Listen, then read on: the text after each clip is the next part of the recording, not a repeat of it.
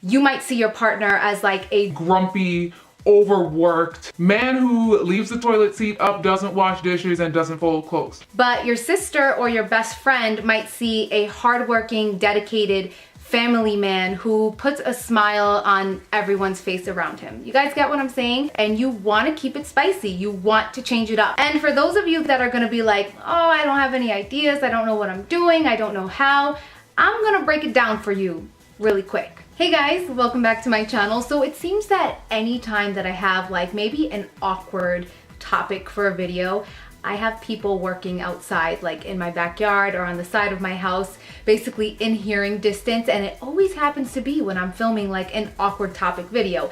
It can't ever be when I'm doing like a makeup routine or like a skincare routine. It always has to be for a video like this, which just makes me feel a little bit on edge, like every single word that I'm saying is like hung on to, because I'm not gonna lie, whenever I bring people in here to film with me, I'm always like, you know what, don't worry about it, don't be stressed out. We have full control of editing. I can take out whatever I don't want.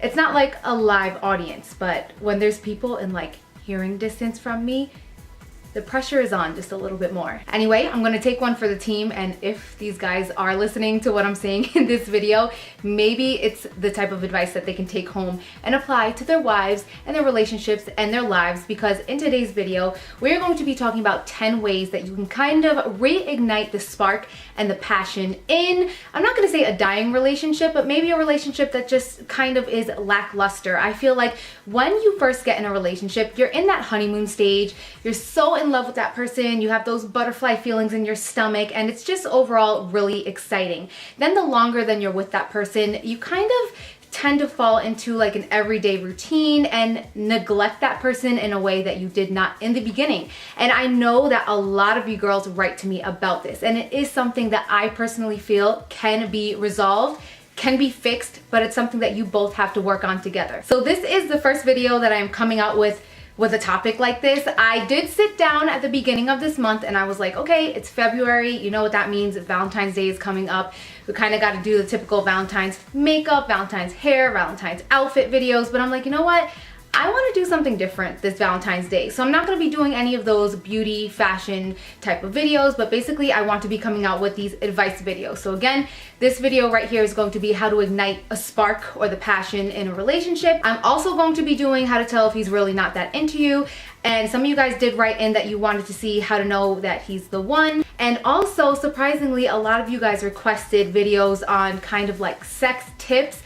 That one I'm not too sure about because my mom does watch these videos. Hi mom. And overall, I just don't really want to offend anyone. But let me know if you really want to see that video. Maybe I will consider it, and any other topics that you would like me to cover. So with that being said, let's jump into this one. Tip number 1, touch more. Whether it's holding hands or hugging, every single time that you see a possible moment to squeeze a hug or a little touch in can really help to keep the intimacy alive in a relationship. My dad actually gave me a piece of advice that many years ago I put into play, and I believe that it is so true and it's so powerful. He told me that whenever you're in a fight with your loved one, to kind of just hold hands. I know it sounds so weird because you're mad, you're in the moment, the last thing that you want to do is hold that person's hand, but it really does bring you down to earth. Human touch is a very powerful thing. So you want to hug often, hold hands often, kiss often, overall touch more often, and that will really help to kind of keep the intimacy alive. Number 2, leave each other little love notes. Now this is something that I absolutely love doing, and I kind of got Mike into doing it as well, and I will try to kind of slip in stories here and there. For example, advice that my dad gave me, things that I do in my own relationship. So yes, writing little love notes for each other, whether it's something that you're slipping into a lunchbox, because if you're like me, you kind of want to take care of your man and make him lunches. You can leave it on the dashboard of his car, maybe next to his keys or whatever you know that he's grabbing on his way out before he leaves for the morning. I just feel that text messages and emails have really taken over all of our communication, and it doesn't really show any effort. There's something really special about pen on paper. I feel that it is so romantic, and once I started doing that, I noticed my partner did it back, and it's a wonderful way to just start your day, even if it's just something really quick, missing you, thinking about you, can't wait for tonight. 2-3 sentences is all that it takes. Also, if you guys are having one of those days, and I'm not gonna lie, this happens to us all the time, we are some hot-headed people, where you're kind of just clashing, maybe you're both grumpy, you're both just in a mood, if you take a moment to go and read those notes or cards or whatever communication that you guys had with each other on one of those good days, it gives you a nice feeling. Maybe you'll start to forget why you were so mad in the first place, and it's just basically a mood changer. So definitely read those cards and notes and be sure to leave lots of them. Tip number 3 is be more unpredictable. In the beginning, when we start a relationship with someone, you're naturally more spontaneous, and I feel like it's really important to keep that alive no matter how long you're with someone. So for example, me and Mike will say maybe on a Monday or Tuesday night or during the week at 1 or 2 a.m., wake up, hop in our car, take a trip down to the 7-Eleven, get a tub of ice cream, come home, watch a show, like something that we just normally wouldn't do during the week. If that doesn't really work for you because you have a demanding job schedule, you could always say on a Saturday or Sunday, have a little staycation where you guys will go to a hotel that's maybe 5 minutes away from your natural habitat where you're at every single day of the week, and you just go to a hotel and have a little staycation. It's a different atmosphere, it's exciting, and it just gives you little things to look forward to. Bottom line is you want to keep life exciting. So just do random little things. They don't have to be extravagant and really out there.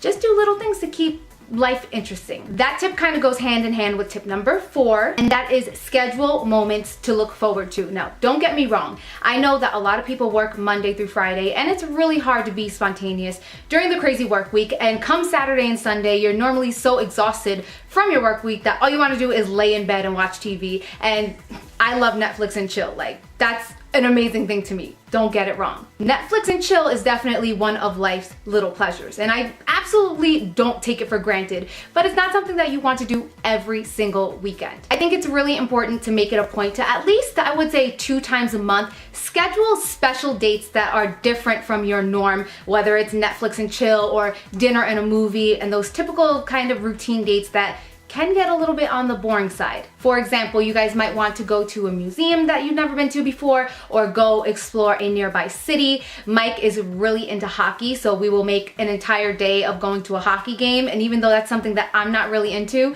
we have a little kind of deal where, you know, he'll be able to enjoy his hockey game as long as he gets me whatever food I want, so I'm happy, he's happy. Another thing is I'm really into tea, and I always wanted to go to kind of like a little authentic tea house in the city, so that's something that we have planned coming up for next month. And yeah, you just want to have little things to look forward to out of the ordinary. Number 5 is to be sure to indulge in me time. Now, me personally, I love going to get my hair did, my nails did, I like getting my eyebrows threaded, I like getting my eyelashes permed. Occasionally, I like to indulge in yoga and massages, and I feel like when you feel better about yourself inside and outside, you're overall a more pleasant person to be around, and that is going to extend into your relationship. It will do amazing things for you, I guarantee it. I totally just sounded, do you guys remember that commercial where the guy was like, you're gonna like the way you look?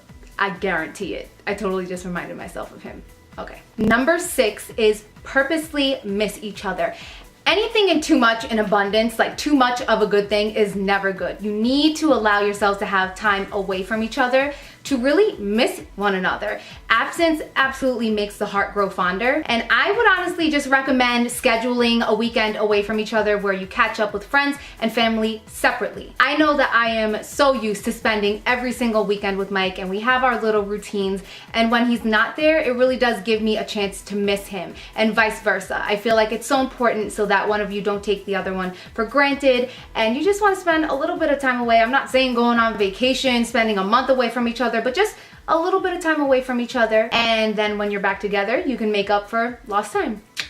Number 7, I would say to revisit the earlier days. This is one that is really important for me, and it's a lot easier for me because I do have a vlog channel where we basically documented like the week that we met, moving in with each other, going on vacation, holidays, like all of our important special moments, our very first Valentine's Day together. It's all documented, and when I actually sit down and watch those videos, all of the feelings kind of come back. Now, I'm not recommending for everyone to go out and start a vlog channel because I understand that those are very personal moments that most of us are not going to want to share with the entire world, but I do think it's important to kind of sit down with your partner and just reminisce on those old days. Maybe how you guys first felt, the first time that you laid eyes on each other, or the first time that you guys went on a date with one another. You want to bring back those butterflies in your stomach type of moments. I feel that it is so important to communicate, talk.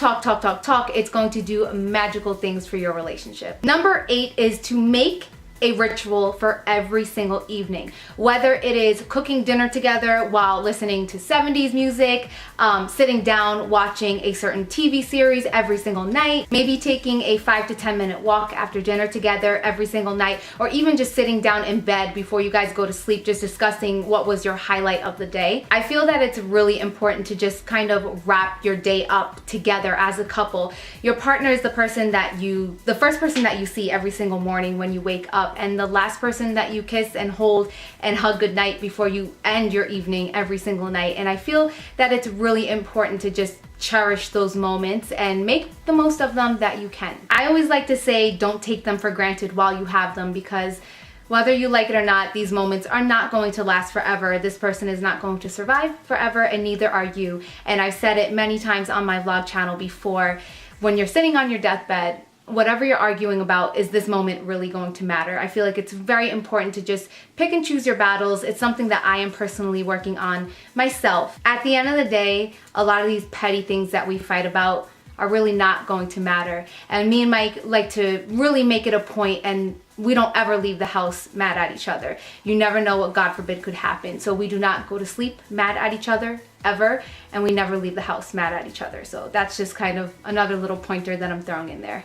Number 9 is get others' perspectives. I feel that sometimes we tend to look at our partners in a very negative lighting, and we tend to see the cup as half empty instead of half full. And don't go out there and put your information to whatever random friends that just want to gossip, because we know those people are pretty much everywhere. Be selective with who you discuss this with, whether it's a best friend, maybe your sister or your mom. And a lot of times you might see your partner as a grumpy, overworked man who leaves the toilet seat up, doesn't wash dishes, and doesn't fold clothes. But your sister or your best friend might see a hardworking, dedicated family man who puts a smile on everyone's face around him. You guys get what I'm saying? Sometimes it's important just to get somebody else's perspective. And last but not least, number 10 is probably the most obvious out there. I wasn't gonna mention this, but you know what, guys? It's important, and I could make a video dedicated all about this topic, but again, I'm not really sure if we're going to go there. Sex.